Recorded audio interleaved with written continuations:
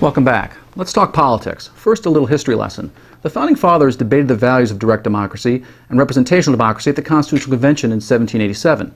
They chose representational democracy, agreeing with the Greek thinkers like Aristotle that direct democracy was inherently unstable because it led to mob rule and the threat of minority factions, that is, special interest groups, seizing the democratic process. Since Proposition 13 was passed in 1978, Californians have chosen to go in the opposite direction, relying more and more on direct democracy through the use of initiatives, propositions, and referendums. To start, let's quickly define some key terms. An initiative is a measure put on the ballot by a petition of the citizens or the legislature. If the initiative qualifies for the ballot, it becomes a proposition. A referendum is a vote in which citizens accept or reject a proposal, such as a law passed by the legislature. Now the numbers.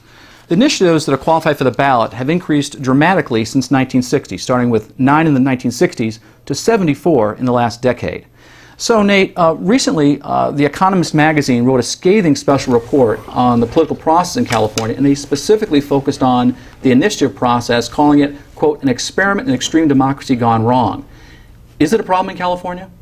Yeah, I think it is, and there are a lot of reasons why, but let me just give you one real straightforward one. When we're talking about budgeting and how money is sort of allocated, and we talk about that in the context of the initiative process, we're asking voters to make choices about where they want money spent without at the same time asking them where they want that money to come from, right? So we have this, imagine if you're in your own household and you're asking, do you want a new television? Sure, I want a new television, but I don't, if you don't ask at the same time, well, what do I have to give up in my household budget to get that new television? It's a dishonest choice to give you that choice. And I think in some sense that's what the initiative process does with voters, and so we tie up a lot of state funding that way without giving them that trade-off to make. You know, Pete, one outcome of the initiative process is this ballot box budgeting, where certain amounts are mandated to be spent on certain things like education and locking in those amounts forever. Does that make sense?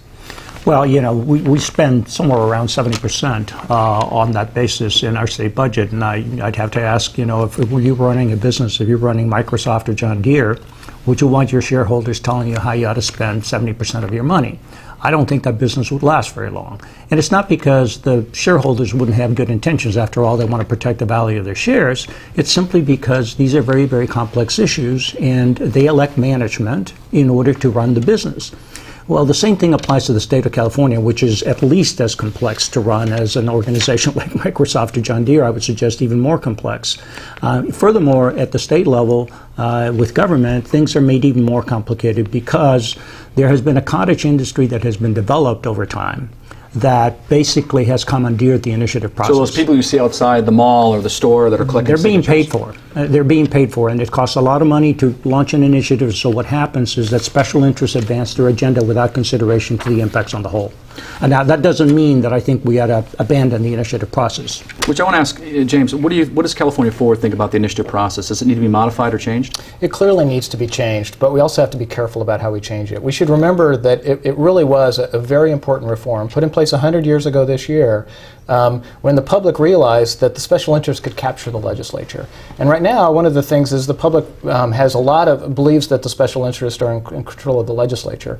And so it's going to be important that whatever things we do to improve... But aren't the special interests kind of in charge of the initiative process as well? Exactly. So one of the challenges with the initiative process is that it is often abused by special interests on both sides of the spectrum. We've got business and labor that both will write what they want, put it on, and launch very savvy media campaigns. I saw an interesting thing where the railroad industry was the basis for having the initiative process 100 years ago, and recently the railroads had an initiative on that they actually use the process to their advantage recently. So there's no doubt about that. So what we have to be careful about, though, is to at least level the playing field with honest citizens' initiatives. There's other things that are very logical improvements that could be made, so that proposals can be vetted and refined based on public discussion. That can't happen now. After you file it, you're locked in, as well as potentially reviewing some sunsets and things. So if a decision really was made by the public, they should have a chance of reconsidering it automatically within 10 years or so. A number of reasonable reforms here. We've only got about 15 or 20 seconds, but Professor Monroe, I wanted to ask you, have initiatives become the fourth branch of government? How is it redistribute power, political power in Sacramento?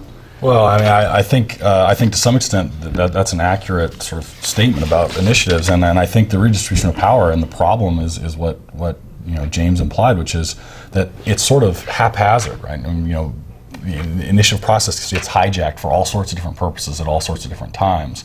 And I think I'd take a stronger position, and I'd say I think that there's more bad than good, and getting rid of the initiative process sooner than later, from my perspective, is a good thing.